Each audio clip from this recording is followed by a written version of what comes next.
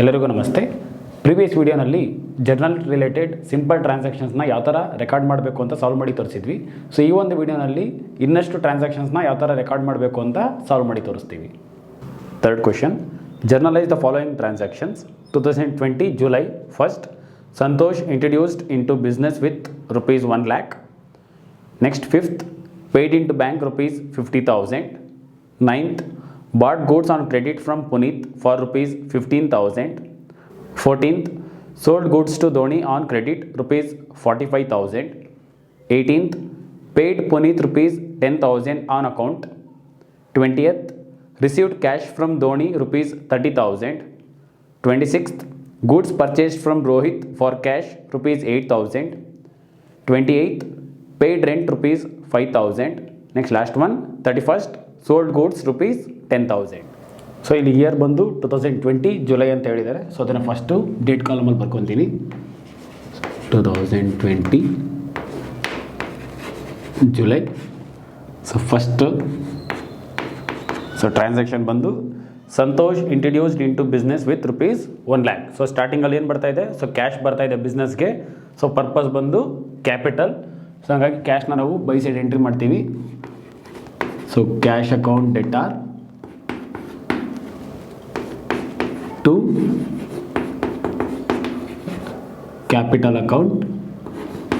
So value ಬಂದು 1 lakh. So narration. So being introduced into business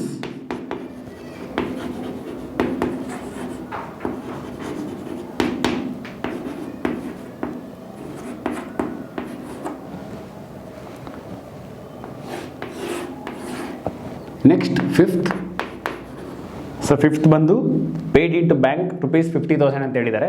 so ಅಂದರೆ ಅರ್ಥ ಏನು? ಸೊ ಬ್ಯಾಂಕಿಗೆ ನಾವು 50,000 ಪೇ ಮಾಡ್ತಾ ಇದ್ದೀವಿ. ಸೊ ಬಿಸ್ನೆಸ್ಸಿಂದ ಕ್ಯಾಶ್ ಏನಾಗ್ತಿದೆ? ಸೊ ಹೋಗ್ತಾ ಇದೆ. ಸೊ ಹಾಗಾಗಿ ನಾವು ಕ್ಯಾಶ್ನ ಟೂ ಸೈಡ್ ಬರೀಬೇಕು. So to cash account. So cash ಏನಕ್ಕೆ ಹೋಗ್ತಾ ಇದೆ? ಬಿಕಾಸ್ ಬ್ಯಾಂಕ್ಗೆ ಡೆಪಾಸಿಟ್ ಮಾಡ್ತಾ ಇದ್ದೀವಿ. ಸೊ ಹಂಗಾಗಿ ಆಪೋಸಿಟಲ್ಲಿ ಪರ್ಪಸ್ ಬಂದು ಬ್ಯಾಂಕ್ ಅಕೌಂಟ್ ಡೆಟಾರ್ ಆಗುತ್ತೆ. ಸೊ ವ್ಯಾಲ್ಯೂ ಬಂದು 50,000.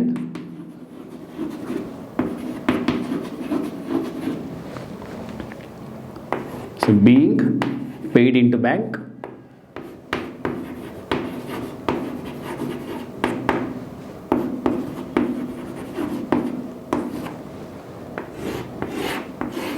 So next one, 9th, bought goods on credit from Puneet for rupees 15,000. So Puneeth ಅವನವರಿಂದ ನಾವು ಏನು ಮಾಡ್ತಾ ಇದ್ದೀವಿ? ಗೂಡ್ಸ್ನ ಕ್ರೆಡಿಟ್ ಬೇಸ್ ಮೇಲೆ ಪರ್ಚೇಸ್ ಮಾಡ್ತಾ ಇದ್ದೀವಿ. ಸೊ ನಾರ್ಮಲಾಗಿ ಪರ್ಚೇಸ್ ಮಾಡಿದಾಗ ಕ್ಯಾಶ್ ಏನಾಗುತ್ತೆ? ಬಿಸ್ನೆಸ್ಸಿಂದ ಹೋಗುತ್ತೆ. ಸೊ ಹಾಗಾಗಿ ನಾವು ಕ್ಯಾಶ್ನ ಟೂ ಸೈಡ್ ಬರಿತಿದ್ವಿ. ಬಟ್ ಇಲ್ಲಿ ನಾವು ಕ್ಯಾಶ್ ಏನು ಪೇ ಮಾಡಿಲ್ಲ, ಬಟ್ ಪೇ ಮಾಡಬೇಕು. ಸೊ ಹಾಗಾಗಿ ಕ್ಯಾಶ್ಗೆ ರೀಪ್ಲೇಸ್ ಏನಾಗುತ್ತೆ? ಯಾರಿಗೆ ಪೇ ಮಾಡಬೇಕು ಅವ್ರ ನೇಮ್ನ ಮೆನ್ಷನ್ ಮಾಡ್ತೀವಿ. ಸೊ ಅಲ್ಲಿಗೆ ಟು ಪುನೀತ್ ಅಕೌಂಟ್. ಸೊ ಏನಕ್ಕೆ ಪುನೀತ್ ಅವ್ರಿಗೆ ಪೇ ಮಾಡಬೇಕು? ನಾವು ಪರ್ಚೇಸ್ ಮಾಡ್ತಾ ಇದ್ದೀವಿ, ಅದಕ್ಕೋಸ್ಕರ. ಸೊ ಅಲ್ಲಿಗೆ ಆಪೋಸಿಟಲ್ಲಿ purchase account debtor. So value ಬಂದು 15,000.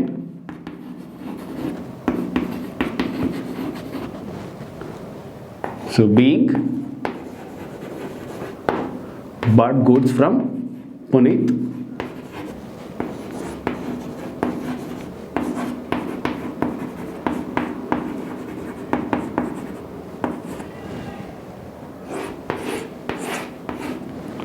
Next one, 14th,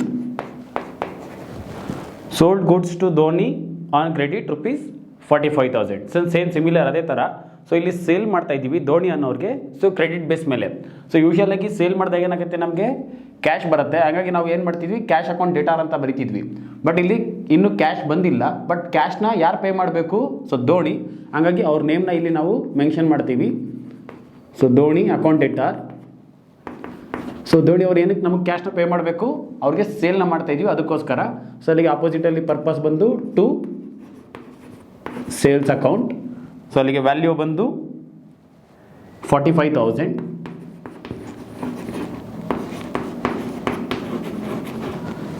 so being sold goods to Dhoni.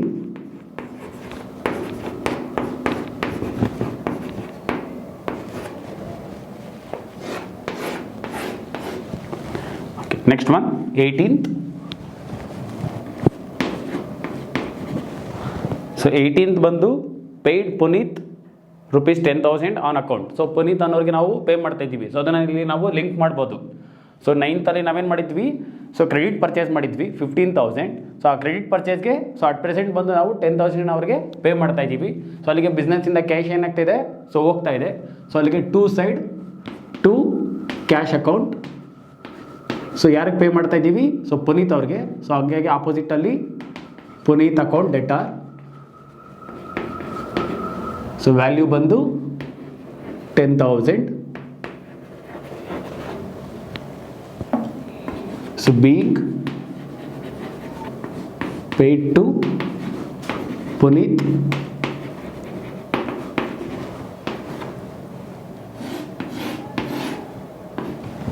So next one 20th. So 20th ಬಂದು so received cash from Dhoni. So previous ಟ್ರಾನ್ಸಾಕ್ಷನ್ನ ಲಿಂಕ್ ಮಾಡ್ಬೋದು. ಸೊ ಧೋನಿ ಅನ್ನೋರಿಗೆ ನಾವು ಕ್ರೆಡಿಟ್ ಸೇಲ್ಸ್ ಮಾಡಿದ್ವಿ. So ಅವ್ರು ನಮಗೆ amount pay ಮಾಡಬೇಕಾಗಿತ್ತು. ಸೊ ಆ ಒಂದು ಅಮೌಂಟ್ನ ನಾವೇನು ಮಾಡ್ತಾ ಇದ್ದೀವಿ, ಸೊ 20th ಬಂದು ರಿಸೀವ್ ಮಾಡ್ತಾ ಇದ್ದೀವಿ. ಸೊ ಬಿಸ್ನೆಸ್ಗೆ ಏನಾಗ್ತಿದೆ, ಕ್ಯಾಶು ಬರ್ತಾ ಇದೆ. ಹಾಗಾಗಿ by side cash account debtor. So ಯಾರಿಂದ ರಿಸೀವ್ ಮಾಡ್ತಾ ಇದ್ದೀವಿ, ಸೊ ಧೋನಿ ಅನ್ನೋರಿಂದ. ಹಾಗಾಗಿ ಆಪೋಸಿಟಲ್ಲಿ to Dhoni account.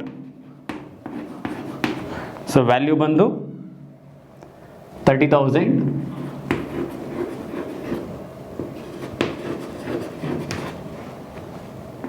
So being cash received from Dhoni.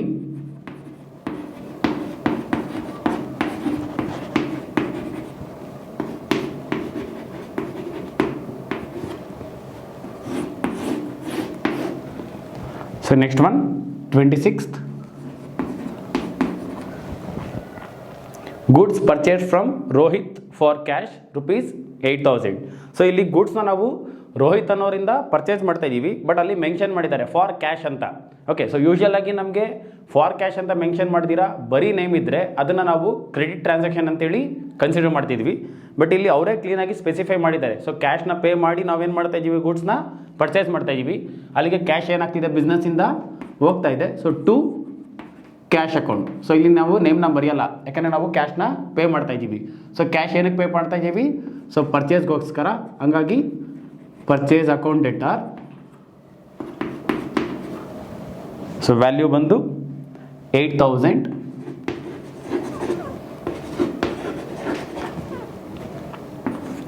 So being bought goods for cash.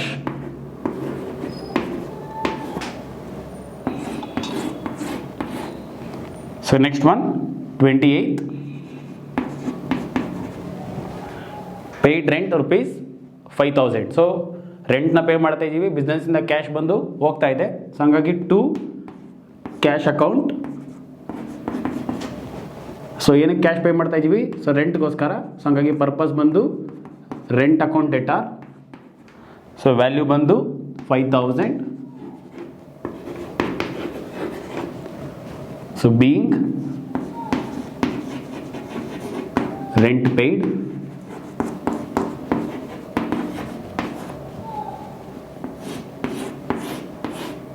So next last one 31st. Sold goods rupees 10,000. So ಗೂಡ್ಸ್ನ ನಾವು sale ಮಾಡ್ತಾ ಇದ್ದೀವಿ.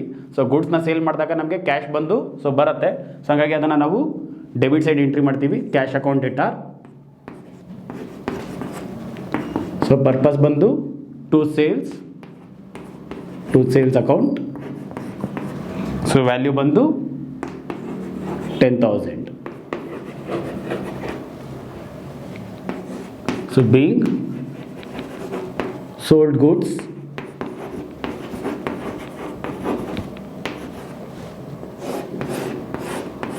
ಸೊ ಈ ಟ್ರಾನ್ಸಾಕ್ಷನಲ್ಲಿ ನಮಗೆ ಗೂಡ್ಸ್ನ ನಾವು ಕ್ಯಾಶಿಗೆ ಸೇಲ್ ಮಾಡ್ತಾ ಇದ್ದೀವ, ಕ್ರೆಡಿಟಿಗೆ ಸೇಲ್ ಮಾಡ್ತಾ ಇದ್ದೀವ ಅಂತ ಮೆನ್ಷನ್ ಮಾಡಿಲ್ಲ. ಬಟ್ ಟ್ರಾನ್ಸಾಕ್ಷನಲ್ಲಿ ನಮಗೆ ನೇಮ್ನ ಮೆನ್ಷನ್ ಮಾಡಿಲ್ಲ ಅಂದಾಗ ಅದು ಕ್ಯಾಶ್ ಟ್ರಾನ್ಸಾಕ್ಷನ್ ಆಗುತ್ತೆ. ಇನ್ ಕೇಸ್ ನೇಮ್ ಮೆನ್ಷನ್ ಮಾಡಿದರೆ ಅದು ಕ್ರೆಡಿಟ್ ಟ್ರಾನ್ಸಾಕ್ಷನ್ ಆಗುತ್ತೆ. ಬಟ್ ಇಲ್ಲಿ ಈ ಒಂದು ಟ್ರಾನ್ಸಾಕ್ಷನಲ್ಲಿ ನಮಗೆ ನೇಮ್ ಜೊತೆಗೆ ಫಾರ್ ಕ್ಯಾಶ್ ಅಂತ ಮೆನ್ಷನ್ ಮಾಡಿದ್ರು. ಹಾಗಾಗಿ ಅದನ್ನು ನಾವು ಕ್ಯಾಶ್ ಟ್ರಾನ್ಸಾಕ್ಷನ್ ಅಂತ ಹೇಳಿ ಕನ್ಸಿಡರ್ ಮಾಡಿದ್ದೀವಿ. ಸೊ ಇದಿಷ್ಟು ಈ ಪ್ರಾಬ್ಲಮ್ಲಿ ಬಂದಿರೋಂಥ transactions. 4th question. Journalize the following transaction in the books of Abhishek. 2020 May 1st, commenced a business with cash borrowed from Canara Bank rupees 20,000. 7th, purchased goods worth rupees 8,000 from Krishna and paid cash rupees 5,000. 14th, received an account of payee check from Lahari rupees 3,000.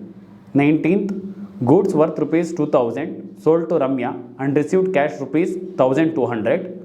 25th, sent money order to Manoj rupees 1,500 and paid commission rupees 100. 30th, paid rent rupees 1,000 and salary rupees 2,000 by check. ಪ್ರಾಬ್ಲಮಲ್ಲಿ so year ಬಂದು 2020 May ಅಂತ ಹೇಳಿದ್ದಾರೆ. So ಅದನ್ನು date ಕಾಲಮಲ್ಲಿ mention ಮಾಡೋಣ. So 2020 May. So ಅಲ್ಲಿಗೆ first commenced a business with cash borrowed from Canara Bank rupees 20,000. So ಬಿಸ್ನೆಸ್ನ ನಡೆಸೋದಕ್ಕೆ ಅಂತೇಳಿ ಕ್ಯಾಶ್ನ ತರ್ತಾ ಇದ್ದೀವಿ. ಸೊ ಅದು ಕೆನರಾ ಬ್ಯಾಂಕಿಂದ. ಬಟ್ ನಮಗೆ ಕೆನರಾ ಬ್ಯಾಂಕ್ ಇಂಪಾರ್ಟೆಂಟ್ ಅಲ್ಲ, ಸೊ ಕ್ಯಾಶ್ ಮಾತ್ರ ಇಂಪಾರ್ಟೆಂಟು. ಸೊ ಬಿಸ್ನೆಸ್ಗೆ ಕ್ಯಾಶ್ ಏನಾಗ್ತಿದೆ, ಸೊ ಬರ್ತಿದೆ. ಅಲ್ಲಿಗೆ ಟ್ರಾನ್ಸಾಕ್ಷನ್ ಬಂದು cash account debtor. So to ಬಂದು ಪರ್ಪಸ್. ಸೊ ಏನಕ್ಕೆ ಬರ್ತಾ ಇದೆ, ಕ್ಯಾಪಿಟಲ್ ಪರ್ಪಸ್ಗೋಸ್ಕರ. ಸೊ ಅಲ್ಲಿಗೆ ಟು ಕ್ಯಾಪಿಟಲ್ ಅಕೌಂಟ್. ವ್ಯಾಲ್ಯೂ ಬಂದು 20,000.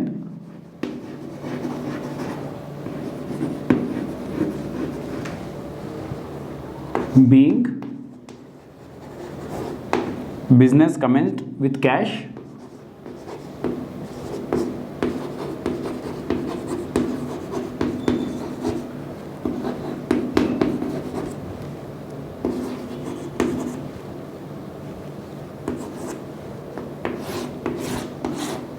so next one 7th,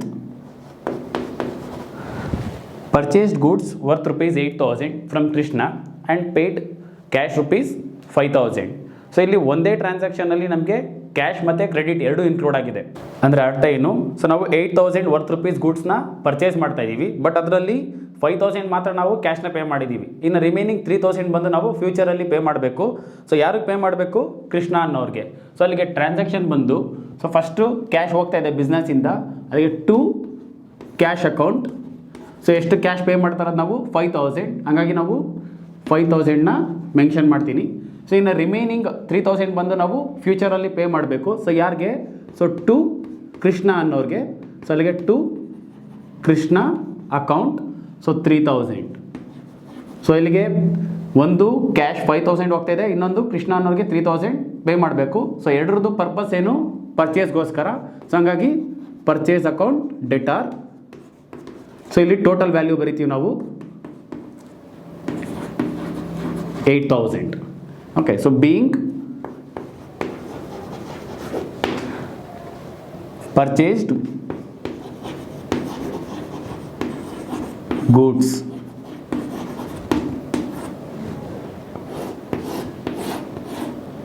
next one 14th. So 14th, received an account of payee cheque from Lahari rupees 3,000. So Lahari ಅನ್ನೋರಿಂದ ನಾವು 3,000 ರುಪೀಸ್ಗೆ account Peyi ಚೆಕ್ನ ರಿಸೀವ್ ಮಾಡ್ತಾ ಇದ್ದೀವಿ. ಸೊ ಇಲ್ಲಿ ಬಿಸ್ನೆಸ್ಗೆ ಕ್ಯಾಶ್ ಬರ್ತಾ ಇಲ್ಲ, ಸೊ ಡೈರೆಕ್ಟಾಗಿ ಬ್ಯಾಂಕಿಗೆ ಬರ್ತಾ ಇದೆ. ಬಟ್ ಯಾವ ಬ್ಯಾಂಕಿಗೆ, ಬಿಸ್ನೆಸ್ ಬ್ಯಾಂಕ್ ಅಕೌಂಟ್ಗೆ. ಸೊ ಹಂಗಾಗಿ ಸೊ ಇಲ್ಲಿ ಕ್ಯಾಶ್ ಅಕೌಂಟ್ ಬದಲು ನಾವೇನು ಮಾಡ್ತೀವಿ, ಬ್ಯಾಂಕ್ ಅಕೌಂಟ್ ಡೆಟಾರ್ ಆಗುತ್ತೆ. Bank account debtor. So to Lahari account.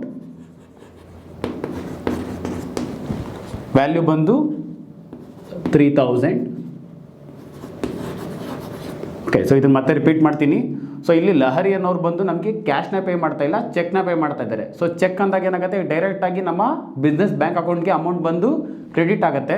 So ಹಂಗಾಗಿ ಇಲ್ಲಿ ಸೊ ಕ್ಯಾಶ್ ಬದಲು ನಾವು ಬ್ಯಾಂಕ್ ಅಕೌಂಟ್ ಡೇಟಾ, ಟು ಬಂದು ಯಾರು ಪೇ ಮಾಡ್ತಾ ಇದ್ದಾರೆ, ಚೆಕ್ನ ಲಹರಿ ಅಕೌಂಟ್. ಸೊ ಹಂಗಾಗಿ ಟು ಲಹರಿ ಅಕೌಂಟ್ ಅಂತೇಳಿ ಮೆನ್ಷನ್ ಮಾಡಿದ್ದೀವಿ. So being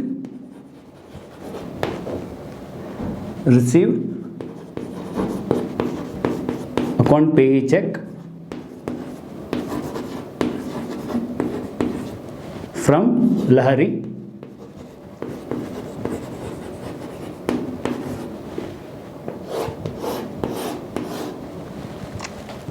next one 19th. So 19th ಅಲ್ಲಿ goods worth rupees 2,000 sold to Ramya and received cash rupees 1200. Same ಈ ಟ್ರಾನ್ಸಾಕ್ಷನಲ್ಲಿ ಕೂಡ ನಮಗೆ ಕ್ಯಾಶ್ ಮತ್ತು ಕ್ರೆಡಿಟ್ ಎರಡೂ ಇನ್ಕ್ಲೂಡ್ ಆಗಿದೆ. ಸೊ ನಾವು 2000 ವರ್ತ್ ರುಪೀಸ್ನ ನಾವು ರಮ್ಯಾ ಅನ್ನೋರಿಗೆ ಸೇಲ್ ಮಾಡ್ತಾ ಇದ್ದೀವಿ, ಬಟ್ ಅವರು ನಮಗೆ 1200ನ ಪೇ ಮಾಡಿದ್ದಾರೆ ಕ್ಯಾಶ್. ಇನ್ನು ರಿಮೈನಿಂಗ್ 800 ರುಪೀಸ್ ಬಂದು ಫ್ಯೂಚರಲ್ಲಿ ಪೇ ಮಾಡ್ತಾರೆ ಅಂತ ಕನ್ಸಿಡರ್ ಮಾಡ್ತೀವಿ. ಅಲ್ಲಿಗೆ ಕ್ಯಾಶ್ ಬಂದು ರಿಸೀವ್ ಮಾಡ್ತಾ ಇದ್ದೀವಿ. So cash account debtor. So ಎಷ್ಟು ಕ್ಯಾಶ್ ರಿಸೀವ್ ಮಾಡ್ತಾರದು 1200. ಇನ್ನು ರಿಮೈನಿಂಗ್ 800 ಬಂದು ನಾವು ಫ್ಯೂಚರಲ್ಲಿ ಅವ್ರ ಹತ್ರ ರಿಸೀವ್ ಮಾಡಬೇಕು. ಹಂಗಾಗಿ Ramya account debtor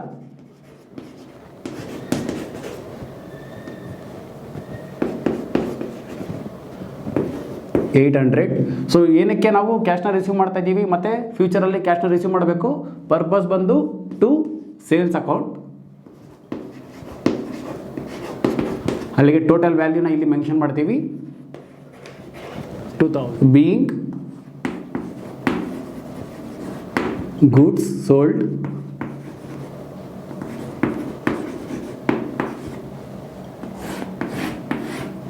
next one 25th sent money order to Manoj rupees 1500 and paid commission rupees 100. So Manoj ಅನ್ನೋರಿಗೆ ನಾವು 1500 ವರ್ತ್ ರುಪೀಸ್ದು ಮನಿ ಆರ್ಡರ್ನ ಕಳಿಸ್ತಾ ಇದ್ದೀವಿ. ಸೊ ಈಗ ಮನಿ ಆರ್ಡರ್ ಕಳಿಸ್ಬೇಕಂದಾಗ ಅದಕ್ಕೆ ನಾವು ಎಕ್ಸ್ಟ್ರಾ ಚಾರ್ಜಸ್ನ ಪೇ ಮಾಡಬೇಕು. ಸೊ ಆ ಒಂದು ಚಾರ್ಜಸ್ನ ನಾವಿಲ್ಲಿ ಕಮಿಷನ್ ಅಂತೇಳಿ ಮೆನ್ಷನ್ ಮಾಡಿದ್ದಾರೆ. ಸೊ ಬಿಸ್ನೆಸ್ಸಿಂದ ಕ್ಯಾಶ್ ಏನಾಗ್ತಿದೆ, ಸೊ ಹೋಗ್ತಾ ಇದೆ. ಸೊ ಅಲ್ಲಿಗೆ to cash account. So cash ಬಂದು 1500 ಪೇ ಮಾಡ್ತಾ ಇದ್ದೀವಿ. ಸೊ ಜೊತೆಗೆ ಕಮಿಷನ್ ಕೂಡ ಪೇ ಮಾಡ್ತಾ ಇದ್ವಿ. ಹಾಗಾಗಿ ಅದನ್ನು ಟು ಕಮಿಷನ್ ಅಕೌಂಟ್ ಅಂತೇಳಿ ಮೆನ್ಷನ್ ಮಾಡ್ತೀವಿ. So to commission account 100. So ಈ ಒಂದು ವ್ಯಾಲ್ಯೂನ ಯಾರಿಗೆ ಪೇ ಮಾಡ್ತಾ ಇದ್ದೀವಿ? ಸೊ ಮನೋಜ್ ಅನ್ನೋರಿಗೆ. ಸೊ ಅಲ್ಲಿಗೆ ಮನೋಜ್ ಅಕೌಂಟ್ ಡೆಟಾರ್ ಆಗುತ್ತೆ. ಟೋಟಲ್ ವ್ಯಾಲ್ಯೂ ಬಂದು 1600. So being sent money order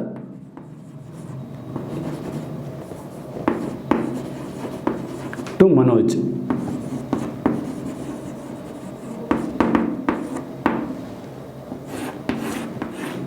so next one 30th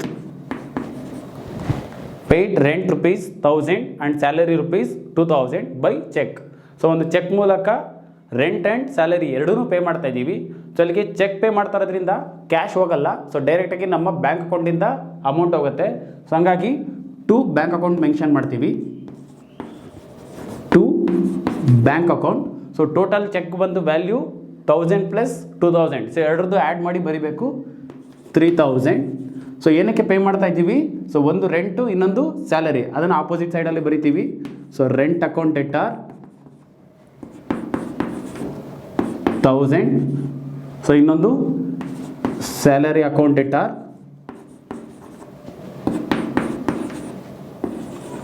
2000. So ಅಲ್ಲಿಗೆ ಟೋಟಲ್ 3000 ಆಗುತ್ತೆ. So being paid rent and salary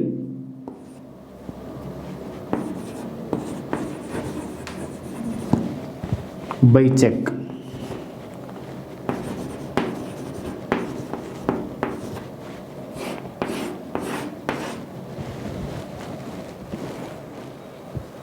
so ನಾವು ಗೋಲ್ಡನ್ ರೂಲ್ಸ್ನ ಅಪ್ಲೈ ಮಾಡಿ ಟ್ರಾನ್ಸಾಕ್ಷನ್ಸ್ನ ಸಾಲ್ವ್ ಮಾಡಬೇಕು ಅಂದರೆ, ಸೊ ಪ್ರತಿ ಟ್ರಾನ್ಸಾಕ್ಷನಲ್ಲಿ 2 ಅಕೌಂಟ್ ಜನ್ರೇಟ್ ಆಗುತ್ತೆ. ಸೊ ಆ ಒಂದು 2 ಅಕೌಂಟ್ ಬಂದು ಪರ್ಸ್ನಲ್ಲ, ರಿಯಲ್ಲ, ನಾಮಿನಲ್ಲ ಅಂತ ಅಪ್ಲೈ ಮಾಡಿ ಅದ್ರ ಬೇಸ್ ಮೇಲೆ ನಾವು ಟ್ರಾನ್ಸಾಕ್ಷನ್ಸ್ನ ರೆಕಾರ್ಡ್ ಮಾಡ್ತಾ ಹೋಗ್ತೀವಿ.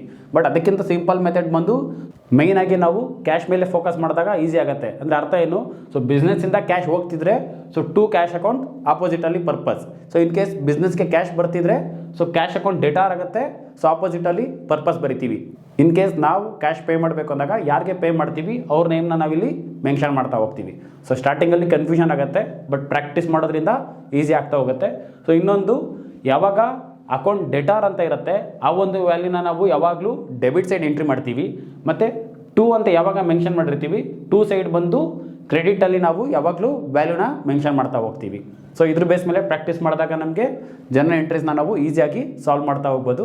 ಇನ್ ಕೇಸ್ ಈ ಪ್ರಾಬ್ಲಮ್ಸ್ ರಿಲೇಟೆಡ್ ಏನಾದರೂ ಡೌಟ್ಸ್ ಅಥವಾ ಸಜೆಷನ್ಸ್ ಏನಾದರೂ ಇದ್ದರೆ ಕಮೆಂಟ್ ಬಾಕ್ಸ್ನಲ್ಲಿ ಕಮೆಂಟ್ ಮಾಡಿ.